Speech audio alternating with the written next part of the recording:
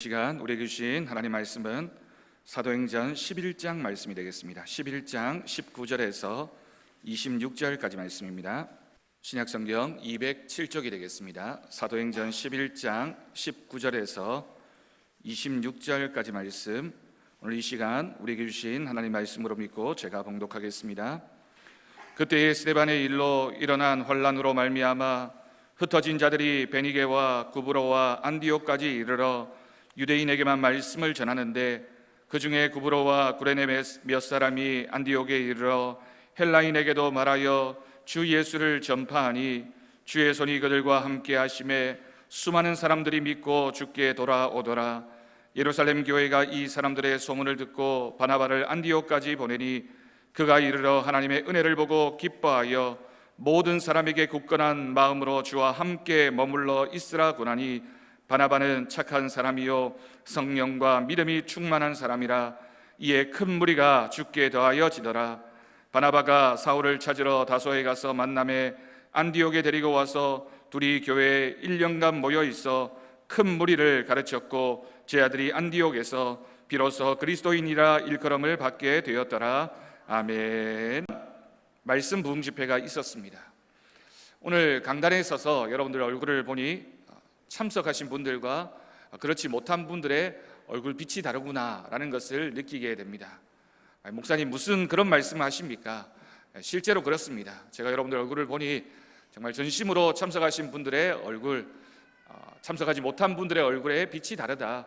우리 하나님 말씀을 사모하는 시간이 우리에게 얼마나 귀한 은혜의 시간인지를 여러분 꼭 기억하시고, 여러분 말씀대로 또 하나님의 은혜를 사모하는 심령으로 살아가는 저와 여러분이 되어지기를 간절히 바랍니다. 혹시 이번에 부득이한 사정으로 참석 못하신 분들은 다음에는 꼭 참석하셔서 여러분 다른 태양빛이 있어야지만 빛을 발할 수 있습니다. 우리는 예수 그리스도의 말씀의 빛으로 살아가는 사람들입니다. 말씀의 빛이 없는 사람, 그 말씀의 빛을 받아들이지 못한 사람에게는 그 어떤 생명도 그 어떠한 빛도 존재할 수 없다라는 사실을 고백하며 함께 말씀의 은혜에 늘 사모하는 심령으로 참석할 수 있기를 바랍니다. 지난 여름을 한번 생각해 보십시오. 지난 여름 우리가 정교인 수련회 주박스테이와 또 이번에 있었던 부흥 집회를 통해서 신앙의 훈련 과정을 잘 마쳤습니다. 모든 것이 하나님의 은혜인 줄로 믿습니다. 여러분 이제 가을입니다. 이 가을에 우리는 무엇을 결단하며 무엇으로 우리의 믿음을 결실할지를 고민하는 계절이 되어지기를 간절히 바랍니다. 어느 장로님의 간증을 들은 적이 있습니다. 이 장로님이 개인적인 일과 교회에서의 실수로 인해서 심한 상처를 받게 되고 교회를 멀리 떠나 있게 되었다고 합니다. 속이 상할 때는 술로 마음을 달래며 5년이라는 시간을 교회를 떠나서 사셨습니다. 그런데 이 장로님께서 어느 날 저녁에 술을 한잔하고 오는데 동네에서 무당이 굿을 하고 있었습니다. 장로님은 술도 한잔 얼큰하게 취했고 아무 생각도 없이 사람들 틈에 들어가서 그 마을에서 있는 굿을 구경하게 되었습니다. 그런데 한참 춤을 신나게 추고 있던 그 무당이 도리어 사람들을 보면서 이렇게 말하는 겁니다.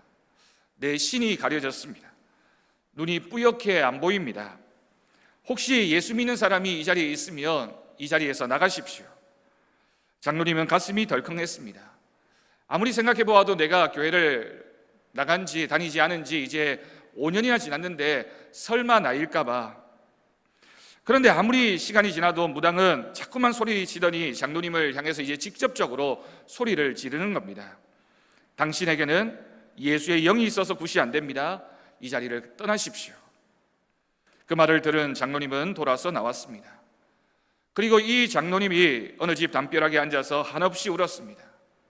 주님, 제가 주님을 떠난 지 5년이나 되었는데 주님께서는 아직도 제 속에서 성령님을 거두시지 않으셨군요. 나는 주님을 잊고 산 지가 5년이라는 세월이 지났는데 하나님이 나를 떠나지 않으시고 아직도 나를 기억하셔서 내 속에 성령님이 계시다는 사실을 오늘 이 사건을 통해서 나에게 보여주셨군요. 그 장로님의 간증이었습니다. 자기가 그렇게 교회를 멀리하고 술과 담배에 쩔어 살 때에도 하나님은 여전히 자기를 사랑하고 계셨다라고 하는 것입니다.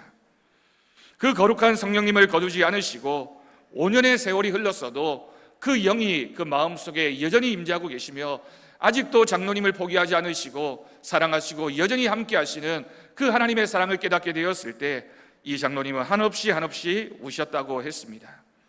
얼마나 감사한 일인지, 얼마나 은혜의 마음이 들었는지, 그리고는 이제라도 돌아가야지 하는 마음으로 신앙을 회복하시고 그 후로는 변함없이 신실한 믿음으로 주님을 향한 그 마음으로 교회를 섬기고 성도를 섬기는 귀한 장로님의 사명을 감당하고 계시다라는 간증을 들으면서 참 하나님의 사랑, 하나님의 은혜라는 것이 얼마나 귀하고 얼마나 놀라운 사랑인지를 여러분 우리는 기억하게 됩니다. 종종 교회에 출석하신 분들, 새롭게 등록하신 분들과 얘기를 하다 보면 많은 분들이 내가 어렸을 때 부모님 때문에 교회를 다녔고 어렸을 때 학교 다닐 때 신앙을 접했고 교회를 다녔었는데 여러 가지 이유로 교회를 떠나 있었다가 어느 순간에 내 마음속에 하나님이 나에게 말씀하시고 내가 교회로 갈 수 있게끔 인도하심을 느끼고 교회에 출석하게 되었다라고 하는 이야기를 들을 때가 있습니다. 그럼 그것이 바로 믿음의 힘입니다. 그것이 바로 기도의 힘이고 그 안에 성령의 영이 아직 떠나지 않았기 때문에 하나님께서 그 한 사람 한 사람을 놓지 않으시고 붙잡으시고 반드시 인도하여 주실 줄로 믿습니다. 하나님의 사랑은 그렇게 쉽게 포기하시는 사랑이 아닙니다. 우리는 하나님을 포기했다고 생각하고 우리는 하나님과 아무런 상관이 없는 사람이라고 나는 자신 있게 얘기하지만 하나님은 아직도 나를 포기하지 않으시고 나를 붙잡고 계십니다. 우리가 잘못한다고 바로 은혜를 거두시는 하나님이 아니라는 뜻입니다. 5년이 지나고 50년이 지나도 하나님은 우리를 놓치지 않으시고 포기하지 않으시는, 아직도 기다리고 계시는 그 하나님의 은혜를 우리 모두는 깊이 묵상해야 할 것입니다. 집 나간 아들을 아버지가 어떻게 잊을 수 있겠습니까? 5년이 지나면 잊을 수 있겠습니까? 10년이 지나면 포기하겠습니까? 30년이 지나고 50년이 지나면 이제는 내 아들이 아니라고 그렇게 얘기할 부모가 누가 있겠습니까? 그 아들이 돌아올 때까지, 그 아들이 하나님 앞에서 믿음을 회복할 때까지 끊임없이 기다리고 기다리시는 그 부모님의 사랑, 그 마음이 바로 우리 하나님의 마음이며 우리를 향한 그 하나님의 마음이 계셨기 때문에 우리 모두는 이 자리에 앉은 사람이 된 줄로 믿습니다. 그 하나님이 오늘도 저와 여러분을 사랑하고 계십니다. 그러면서 오늘도 이 예배의 자리에 우리를 부르셨습니다. 우리가 예수님을 믿는 사람들, 예수의 영이 그 안에 있는 사람들, 조금 전에 우리가 함께 나눈 것처럼 그리스도인, 기독교인이라고 합니다. 기독이라는 한자어는 그리스도라고 하는 이 말을 한자로 가차를 한 것입니다. 그래서 그리스도인이라는 말과 기독인, 기독교인이라는 말은 똑같은 의미를 가지고 있는 또 다른 단어입니다. 그런데 여러분은 그리스도인이라는 말이 언제부터 시작되었는지를 알고 계십니까? 오늘 우리가 읽은 이 성경의 본문에서 그리스도인이라는 이름이 어디에서부터 시작되어졌고 그 사람들이 왜 어떻게 그리스도인이라는 이름으로 불리게 되었는지를 오늘 말씀은 분명히 우리에게 가르쳐주고 있습니다.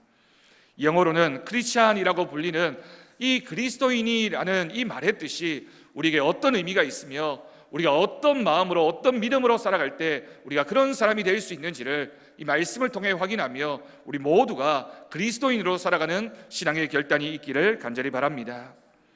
초대교회가 마가의 다락방에서 시작되었습니다.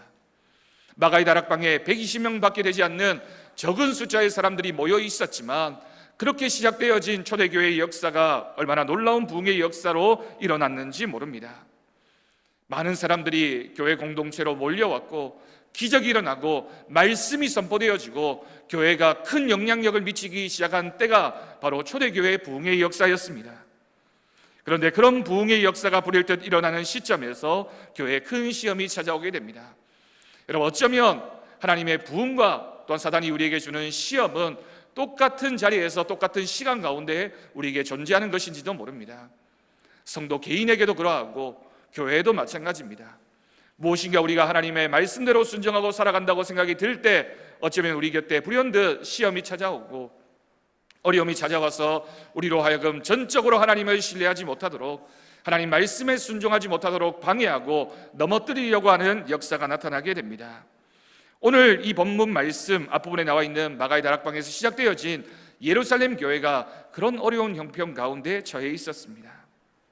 때로는 불일 듯 부흥의 길을 걷기도 하고 때로는 침체와 아픔의 시련을 경험하기도 하는 것이 교회이고 성도 개인의 모습입니다. 예루살렘의 첫 번째 교회에 큰 아픔이 찾아왔습니다. 그 아픔이 무엇입니까? 바로 스데반 집사의 순교였습니다. 교회를 이끌어가고 있었던 중요한 일꾼 중에 한 사람이었던 한 인물이 죽음을 맞이한 사건이 얼마나 교회에 충격을 가져다 주었고 얼마나 큰 시련으로 다가왔겠습니까?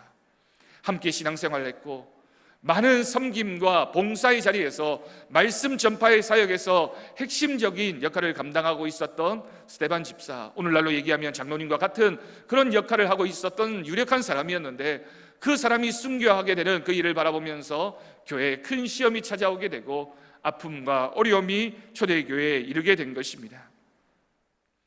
예루살렘에서 일어난 스데반의 이 순교는 예루살렘 교회에 큰 변화를 가지고 왔습니다.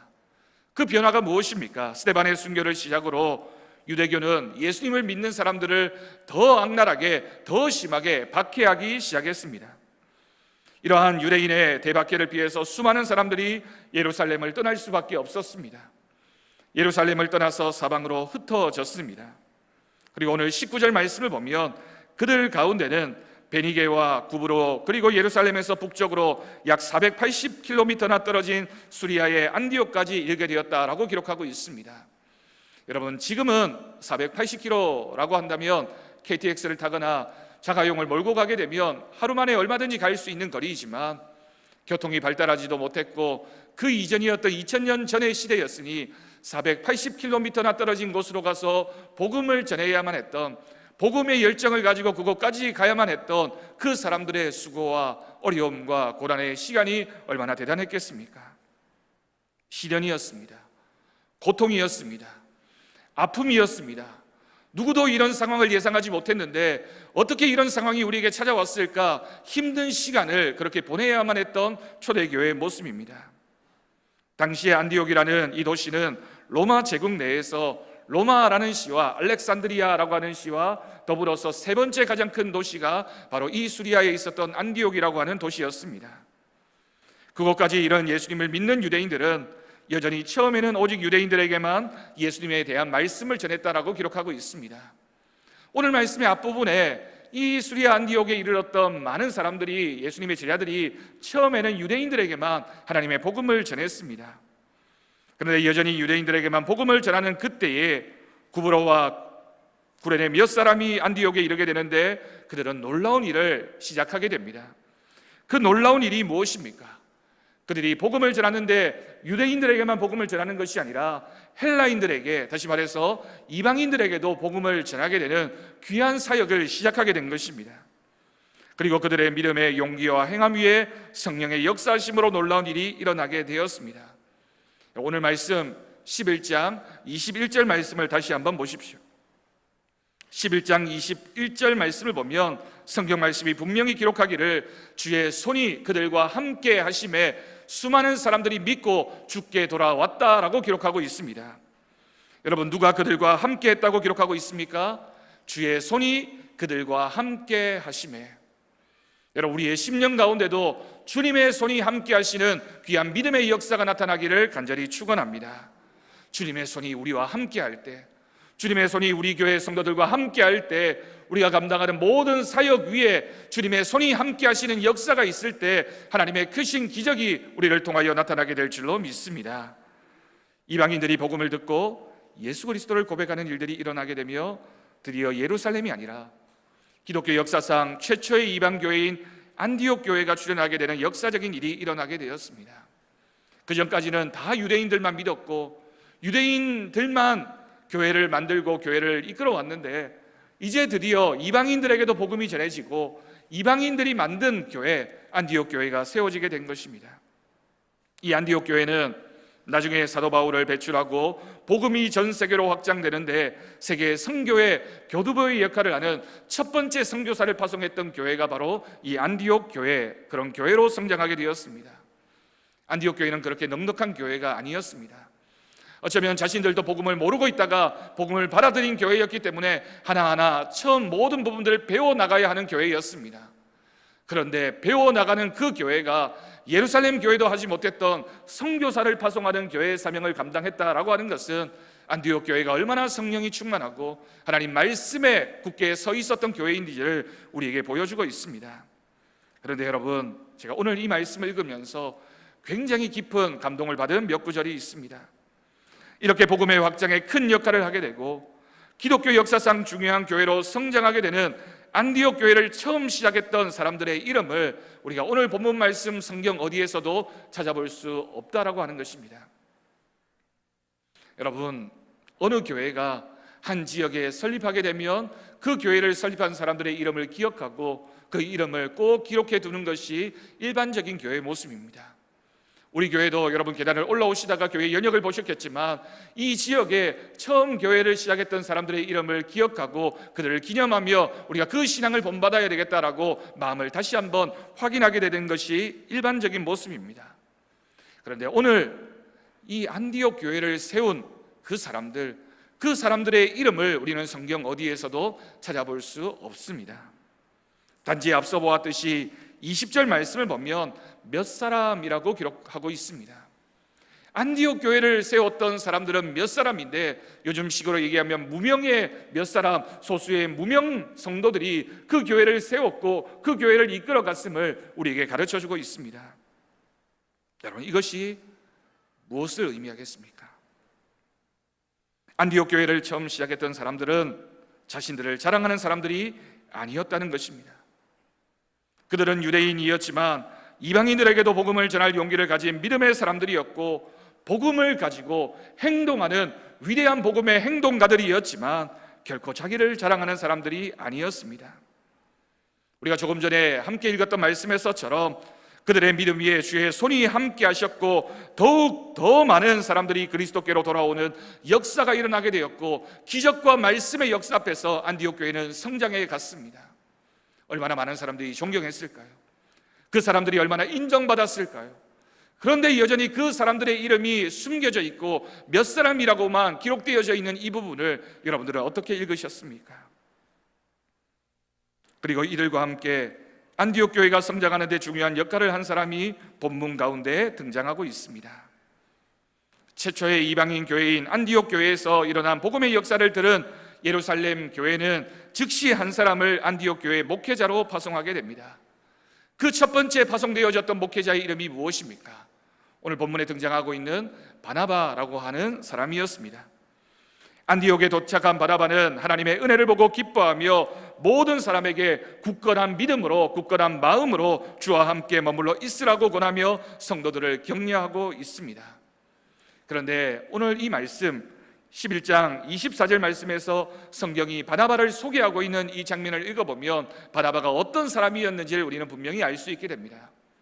성경이 바나바를 어떻게 소개하고 있습니까? 바나바는 착한 사람이요 성령과 믿음이 충만한 사람이라, 여러분 이렇게 소개하고 있습니다. 우리가 누군가를 추천할 때 이 사람을 소개하면서 이 사람은 너무나도 착한 사람입니다, 성령과 믿음이 충만한 사람입니다 라고 소개하는 것보다 더 이상의 좋은 소개가 어디에 있겠습니까? 그런데 이 바나바는 이미 사도행전 4장에 등장했던 인물입니다. 그의 본래의 이름은 요셉이라는 이름을 가지고 있었습니다. 지중해 섬 구브로 출신이었고 예루살렘 초대 기독교 공동체가 형성될 때 자신의 모든 재산, 밭을 팔아서 교회 공동체를 향해서 내어놓았던 인물이 바나바라는 인물이었습니다. 초대 공동체에서 그의 역할이 어떠했는지를 사도들이 그를 부른 이름이었던 바나바라는 이름을 통해서 우리는 그의 역할을 추측해 볼 수 있습니다. 바나바의 본래 이름은 요셉이었는데 초대교회의 위대한 하나님의 일꾼이 된 다음에 사람들이 그의 이름을 바꾸어서 바나바라고 불렀는데 바나바라는 이름의 뜻이 바로 위로의 아들, 위로의 사람이라는 뜻을 가지고 있습니다. 그 어떤 성품의 사람이었는지, 얼마나 이웃을 섬기는 사람이었는지 많은 사람들이 그의 이름을 바꾸어서 위로의 사람이라고, 위로의 아들이라고 그의 이름을 부르고 있는 것입니다. 자신의 자리를 지키려는 사람이 아니었기 때문에 그는 분명히 예루살렘 교회 안에서 이미 다져진 입지가 있었을 터인데도 안디옥 교회로 부르심을 받았을 때 그는 한마디 어떠한 불평이나 원망 없이 즉시 하나님 말씀에 순종해서 안디옥 교회로 가서 하나님의 복음을 전하는 목회자의 역할을 감당하게 되었습니다. 하나님의 역사의 현장으로 나아가서 그에게 맡겨진 역할을 잘 감당했던 바나바, 위로의 사람, 하나님 앞에서 귀한 믿음의 사역을 감당했던 그 바나바, 오늘 말씀의 핵심적인 인물입니다. 목회자는 그런 사람인 것 같습니다. 제가 경주왕성교회에 올 때에도 하나님의 부르심에 순종함으로 모든 것을 맡기고 하나님을 의지하며 왔습니다. 그리고 알지는 못하지만 하나님의 뜻과 때가 되면 하나님께서 어디로 옮기실지 저는 아무것도 모릅니다. 하나님은 항상 저의 모든 생각과 계획을 뛰어넘는 분이셨고 그렇게 인도해 오셨습니다. 그렇기 때문에 그저 지금 있는 곳에서 하나님의 허락하심을 바라보며 순종하고 또 따를 뿐입니다. 여러분, 이것이 저의 고백일 뿐만 아니라 우리 모든 성도들의 믿음의 고백이 되어지기를 간절히 바랍니다. 하나님이 우리에게 무슨 일을 맡기시든지, 하나님이 우리에게 맡겨주신 그 일을 가장 귀한 것으로 고백하며 하나님의 뜻에 순종하고 하나님의 뜻을 향해 열심을 품고 달려갈 때 하나님의 크신 역사는 일어나게 되는 것입니다. 바나바가 성도들을 건강하게 복음으로 권면하는 가운데 더욱더 큰 무리가 죽게 돌아오며 안디옥 교회가 눈에 띄게 성장하게 됩니다. 또한 그는 자기의 유익과 자리가 아닌 복음의 가치를 둔 사람이었기 때문에 나날이 성장하는 안디옥 교회와 하나님 나라의 복음을 위하여 얼마나 수고하고 애썼는지를 오늘 성경 말씀은 분명히 증거하고 있습니다. 저는 개인적으로 바울이라는 인물보다 바나바라는 인물이 얼마나 감동을 주고 그런 인물이 되고 싶습니다. 바울이라는 인물이 얼마나 카리스마 넘치고 바른 진리를 외치며 열정적인 인물이었는지 모릅니다. 그렇지만 반대로 바나바는 오늘 말씀 그대로 자신의 삶으로 인격으로 성도를 위로하고 섬기는 리더십의 사람, 바로 바나바였습니다. 그런 사람이었기 때문에 이방인들이 기초를 놓은 이방인들의 교회였던 안디옥 교회, 그런 교회를 목회하며 자신의 사명을 충실히 감당할 수 있었을 것입니다. 신앙의 작은 부분까지도 가르쳐야만 했던 교회, 그리고 모든 것이 불안정스럽고 모든 것이 새롭게 변화되어져 가야만 했던 그런 교회를 목회하면서 자신의 뜻을 주장하거나 자신을 내세우지 않고 섬기며 묵묵히 자신의 일을 감당했던 바나바라는 이 사람을 통하여 안디옥 교회가 성장할 수 있었습니다. 여러분, 이 안디옥 교회가 어찌보면 우리 교회의 모델이 되어야 할 줄로 믿습니다.